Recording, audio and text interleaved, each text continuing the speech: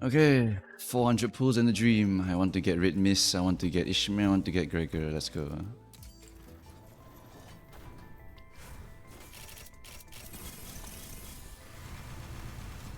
Okay. Oh. It's not green. Okay. Duplicate, doesn't matter.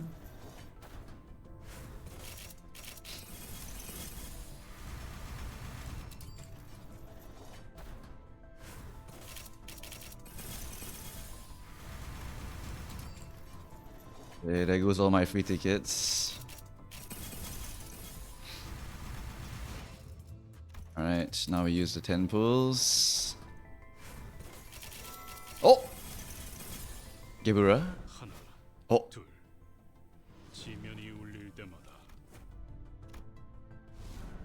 Oh! Okay. Wait, there's literally no dialogue, that's crazy, okay.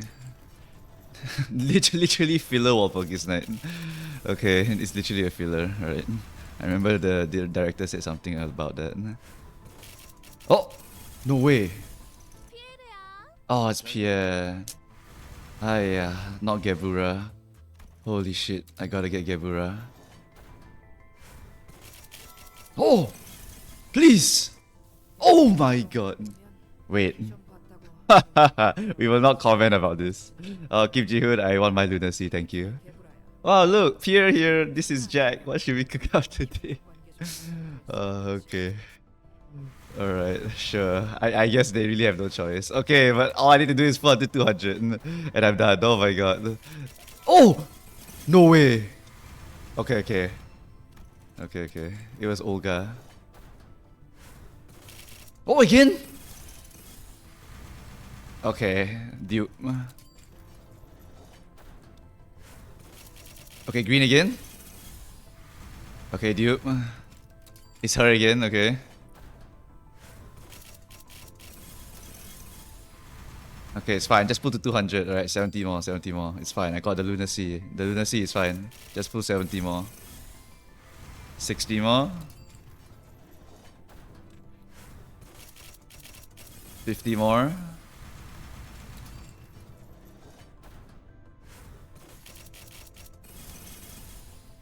40 more. Lots of Ishmaels today. That was a Zoya Ishmael. 30 more. Oh! Hit! Oh my god! There really is no dialogue. That's crazy. I think it's appropriate that these are the filler units at least, because they are literally general audience, right? Do I even want to get it to 200? I mean, if I go to 200, I can select Magical Girl, I guess. Okay, sure, we'll go all the way. We'll just go all the way to get Magical Girl. I'm only 20 off anyway. Sunk cost fallacy added again, but honestly, Limbus company is like so chill to collect all the units anyway. Okay, done. Alright, now we select. I want my announcer. Oh wait, I can select duplicate announcers. Oh dear, I need to go double check. Which announcers do I have? I don't have Magical Girl, right? Yeah, I never put Magical Girl yet. Yeah, okay, so we dispense Magical Girl. Okay, that's it for this one. Pretty good pulls today. Pretty good pulls. Yeah, I got my announcer and I got a new announcer that I wanted. Okay, that's it for this part. Alright, hello everyone. Today we're going to be talking about Hanafuda Ishmael and also talk about Alan Gregor. These two characters come from Library of Ruina. They are general receptions. So if you have not seen them, it's because you have to go and kind of like go out of your way to actually go and find them. They're not story related. But these characters are essentially a super piercing focus character, and this character is supposed to be a discard character. But they've reworked them a little bit. Now she is a super gambler character and he is a killer. He just likes to kill people, right? So you start off with Gregor first. Gregor, you can look at this one skill here and understand this whole character's kit already. This is Mercedes, this is his extra skill, -2, and this skill does more damage the lower HP the target is. Just summarized like that. You also apply open wound. If you apply 2 open wound, you get deep wound. If you have deep wound, you can activate skill 3 and then it will change into skill 3-2. And what it does is it will do all these tremor shenanigans, bleed count shenanigans, tremor burst as well, and it will convert deep wound into fatal wound. Fatal wound is on tremor burst, you gain 3 bleed count, and the enemy also gains bind equal to the stack next turn. So this is a very, very good thing to go and cash out. Of course, you will obviously do Unga Bunga damage with the Knight's Owl. You literally pull out your leg and stab them with it, if I remember correctly. Yep. Passive wise, you can see here you can only use Mercy up to 2 times per turn, so you can't infinitely spam it, right? It's not like Onrush or anything like that. Purge Enforcer of the Famiglia, I don't know if I'm pronouncing that correctly, sorry. When this unit kills an enemy or breaks apart, you gain 2 Pierce power up next turn. When you use a base attack skill, if you're faster than the enemy, you defense power down them. Remember, you are slowing them down thanks to the debuffs that you're applying. After that, after an ally attacks using a base attack skill, if the enemy core has less HP than this, use Mercy on the target once per turn. So you can also get a free follow-up attack as long as your friends hit a low HP target. If there's only one target, however, as long as you stagger them, you'll be able to trigger the Mercy one time. For bosses, this is occasionally useful if they have multiple stagger thresholds. Otherwise, it's not going to be super amazing, right? Ultimately, this character here wants to basically get to this final status over here, which is this Fatal Wound, and then after that, pop skill 2 a lot because you can trigger Mercy for free if you have Fatal Wound on the target. Skill 3 also, if there's Fatal Wound on the target, you can go and hit them with the Mercy. And the lower HP they are, the better Mercy is going to pop off, right? Because of that increased damage output. This character is very, very good for mob fighting, alright? Especially his defense skill. What this does is that it makes it so that you can trigger the passive to 2 per turn, meaning that if you have 2 actions on him, you activate the defense skill, you activate your skill 2 or skill 3, and you can go and trigger another Mercy proc. This now lets you activate your allies' attack passive twice. So now your allies, when they hit someone and they are low HP, right, you can actually trigger your Mercy multiple times. This is very helpful for stabbing a lot of people multiple times, and he's very good at killing them off, right? And they will usually only be at what, 20% HP, so that means that you will do very, very big damage, especially with this one skill over here. And that's fundamentally the whole character, right? Apply the status, you get Tremor and Bleed on them, so you synergize well with the Bleed Tremor teams. And he also has Tremor Hemorrhage, so he really likes a lot of bleeding in his party. He also likes a lot of Tremor counts in his party. Tremor count nowadays, you can get it from your egos also, you don't have to get it onto characters, so it's totally fine also if you do not want to use him in a Tremor team. Just use him in a Bleed team and it will be okay. Alright, that's pretty much it for Gregor. Very simple character, very unga bunga, quite solid, and very, very good farming character actually, because of the ability to stab a bunch of enemies as long as you have multiple actions. Very good for wave battles where you do get multiple actions. Alright, after that we have Jeong's office rep, Ishmael. This character is very interesting because instead of just being a discard character, she does have discard inside of a kit, but she's fundamentally a poker player, a gambling player, as in like literally I want to match 3 of a kind, I want to match 1 of a kind, that kind of stuff, right? What you want to do with this character is use this passive the entire time. This is Koi Koi, right? The mechanic here is you have 3 turns, 3 count of bright to match and get 5 bright, because when you get 5 bright, you activate a special skill, and you really want to get that skill to be as strong as possible, and that skill scales off your bright. Alright, so how you would do this is that you would draw Hand Pine Crane Suit. This is red, so you play the red skill, or you can use an ego skill. They don't care, as long as it's the same color, they're happy with it. After that, yellow skill, yellow skill. After that, light blue skill, light blue skill. But this is a 1 copy. So what does this 1 copy even mean? It means that you have to use your base ego to activate it, and if you use your base ego, or any ego actually, you will also gain an additional 1 bright. So that is something that you do want to keep an eye out. If you accidentally draw like blue,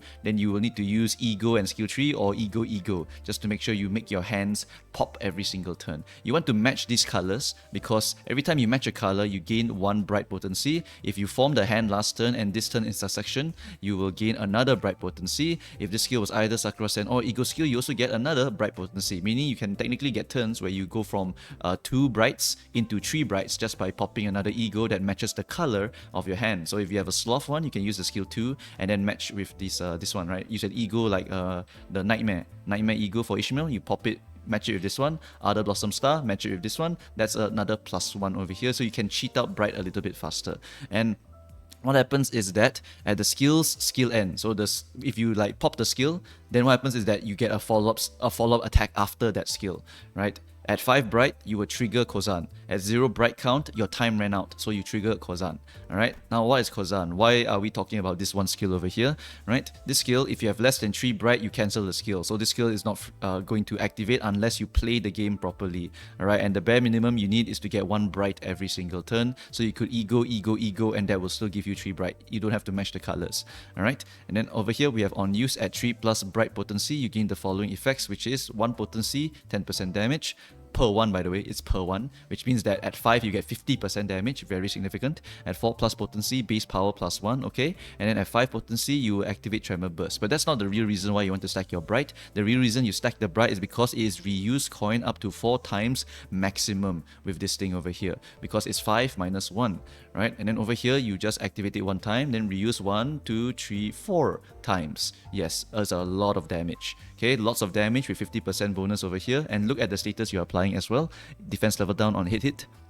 Tremor count also, right? And also sinking count over here. Of course, you minus 1 tremor count over here, and your passive over here will also minus tremor count whenever you hit the enemy with any skill and they match the hand. Alright, so you can tremor burst every single turn with this character, and you can also get 25% chance to gain 1 ego resource, which I think is quite funny because it does suit her gambling nature to go and do this kind of stuff, right? And then the skill tree over here is this skill tree -2 is automatically activating. You never ever need to use skill tree to activate this. Your skill 1, 2, and 3 are only for the purposes of triggering your hand passive. So you just play the game and you need to manual play it because you need to go and match the color to the hand that you drew so you can make your full house and then wipe the enemy with Kozan.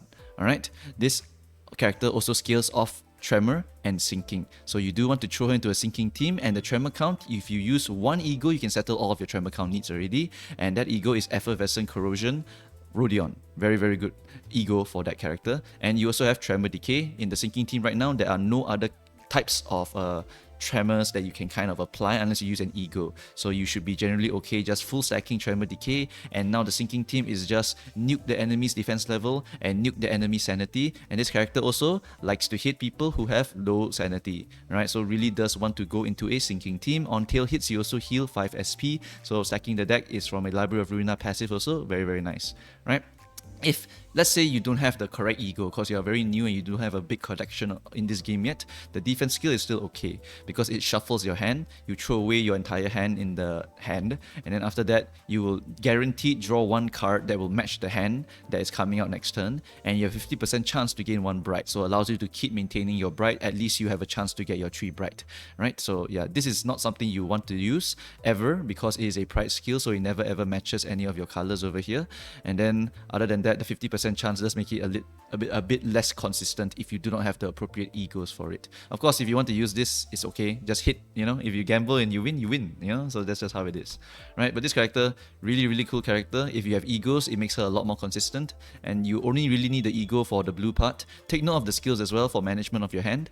The skill will throw away another skill if it's a different skill. So if it's yellow plus red, for example, then you will need to make sure that you throw away the red, because the red, you have more copies of it, you're more likely to draw the red, you feel me?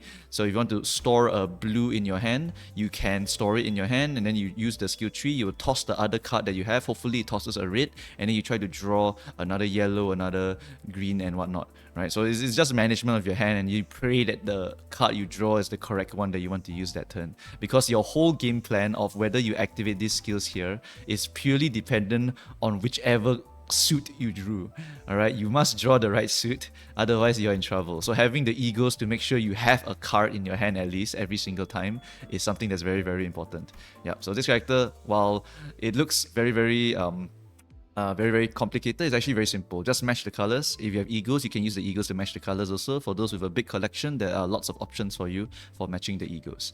Alright, so that's pretty much it. We go on to the team comp building over here. For sinking teams, you would want to use the Jeong officer over the Mola Boatworks fixer here, and then what you do is you just synergize with Butterfly. You synergize with this character over here, because this character here has Effervescent Corrosion, and this ego does not require Gluttony, only requires Sloth, Gloom and Pride, which is very accessible from from the sinking teams, and then after that you apply 7 tremor count. In addition, this ego is good synergy with your Knight of Despair Rodion. You really do want her if you are using her with this, because she inflicts 1 bind also, making clashing with the enemies here very, very easy. Although it doesn't really matter, right, because it's a hit. So it only really matters if you are the tanking version of the Knight of Despair Rodion. If you're the DPS version, then you don't really need to have the passive here. But it's still very good for applying a bunch of tremor count for the purposes of the Jeong office, because if you look at the sample sinking team here, there really is not a lot of tremor support in the team, right? So this is really the only one that I could find that really applies a crap ton of tremor count for the Jeong office to start stacking. Alright, so she will do good stagger damage, very good stagger damage, and she synergizes very well with Echoes of the Manor, so you definitely want to go and apply that status as much as possible. For her own egos, you have got Christmas Nightmare for yellow, you got Other Blossom Star for red if you want that, but honestly you have 3 reds in your deck, you're probably going to hit the red, so the yellow might be a bit better. And then of course you have sinking ego here, and there's probably a few more that I might be missing here. But basically you have a lot of sinking options here if you want to go and trigger your other egos and whatnot. Hanafuda I think is not that important, yeah. So it's just bygone day synergy here. You can apply Echoes of the Manor with the corroded form, if I remember correctly, yep. And you can also apply uninvited. So upon death, the last attacker heals 3 SP, and then you can spread this around. They take more damage for every sinking. So this does allow you to kind of use the bygone days a bit better with the Ishmael here. Yep. And then if you don't want to use this kind of team comp, there's another one, which is just Mola Boatworks and of course Spice Bush. So if you're fighting a big boss and you have no other way to kill him faster, this will be one of the fastest way to kill him, because this character here is very sinking count and potency positive. For the Jeong office, she's better off with Knight of Despair, because she will not be very sinking positive, but this character here is so sinking positive that it's insane already. So it's more or less enough already to maintain. Yeah, then in that case, you can just use this one or use this one, up to you. Honestly, I don't see too much of a difference. You just play whichever one you want to play, right? I don't think either is stronger than the other. Some are more specialized for boss killing, some are more specialized for a very Unga Bunga playstyle. I think this one is more Unga Bunga than any of those playstyles. Alright, after that we have the Last Bleed over here. Last Bleed over here, just add the Night Owl, then you can put in the N-Corp Ryoshu, and N-Corp Ryoshu probably wants to get N-Corp Yisang, and then what happens is that these two now have very powerful skill tree activation synergies. This one has a very, very good Tremor Hemorrhage synergy. These are 2 very positive bleed count characters, and then you just put some Blood Fiends in there to drink some more blood. If you need more bleed count, you can use this character over here with his Yearning Makala ego, because this Mersault's ego over here, if you set it up properly, you can actually set up a situation where your Rose Wedge here can actually do a bunch of bleed count, right? At 10 potency with the Rose Wedge, you can gain +1 bleed count whenever you punch the target, so you can become very, very positive. And in addition to that, this character is also a very good buffer to the whoever you want in your party, basically, right? Because he applies a lot of good debuffs like this La Mancha Parade one, so he can basically be the personal buffer to your manager Dawn over here, and just funnel her a lot of blood, give her a lot of damage, and then after that she just Unga Bunga like crazy. And so you have 1, 2, 3, 4, 5, 6, 7 characters. You want to add more Blood Fiends, go ahead. You want to minus this one, add a Blood Fiend, can. You want to add in other characters for other reasons, also can, like AoE focus, then you can bring this one also, right? There are lots of mix and matching you can do here, and this team is generally just getting more and more versatile. If they add more Tremor Hemorrhage, then the Bleed team just basically has access to more Tremor Bursting options, and so Tremor Burst will now basically become like stagger damage from Library of Ruina, right? It's literally just stagger damage, but this stagger damage also supports their main status, which is Bleed. So Bleed will do its own damage, and then Tremor will do its stagger damage, and then the Tremor plus Hemorrhage will do Bleed damage. We will do lust damage based on bleed and tremor. So it's a bit of a mixing of all of the statuses into one. I think it's not a terrible idea. Definitely is able to raise the cap of the amount of damage you can do per turn, right? Because bleed is capped by the amount of attacks the enemies have. Tremor is capped by how much you can burst them and whether the stagger threshold disappears after you burst him to a certain point. But now with the Tremor Hemorrhage, it allows both of them to kind of have some sort of value. So if they support this more, it will be very, very interesting. Yep, so that's pretty much it for this banner over here. If you wanted more generic DPSs, I would not really recommend the Jeong office Ishmael. She's very fun for sure. She's very, very fun. But however, these two characters, right, the problem with both of them is that they scale based on the bleed and tremor on the target, and if they're not in their specific teams, they won't really pop off really, really hardcore, right? They're not really self-sustaining kind of characters. If you want self-sustaining characters, we do have some from Walpurgis. So if you are new and you're looking for some characters, this character over here, the Knight of Despair Rodion, is very, very good. She's self-sustaining and extremely unga bunga. Literally, she can maintain her own sinking count. She can just stab enemies a bunch of times. She prefers to be in the sinking team, of course, but if you have her as a unga bunga, you will not be angry because she is very, very good.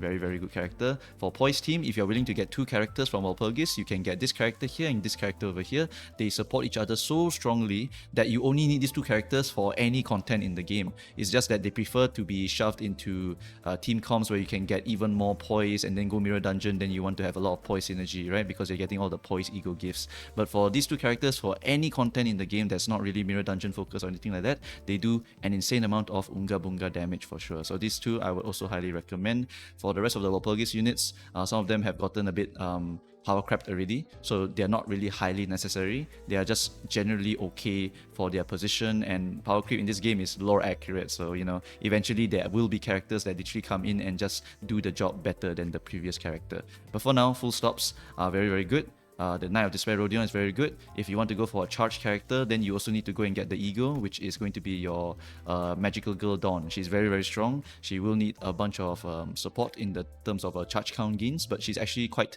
self-sustaining. It's just that you really do want to get the Ego, because the Ego literally gives her the additional skill tree, so that's very, very important for her. So yeah, that's pretty much it for this video, guys. Thanks for watching. Good luck with your pulls if you have not pulled yet, and I hope you get what you're looking for. I already got my Gebura announcer over here, and yeah, it's unfortunate that there's no story for this one. I hope the Ryoshu story will more than make up for the loss of the story for this Walpurgisnacht. Okay, so that's it guys. Thanks for watching. I shall see you guys next time. Bye bye.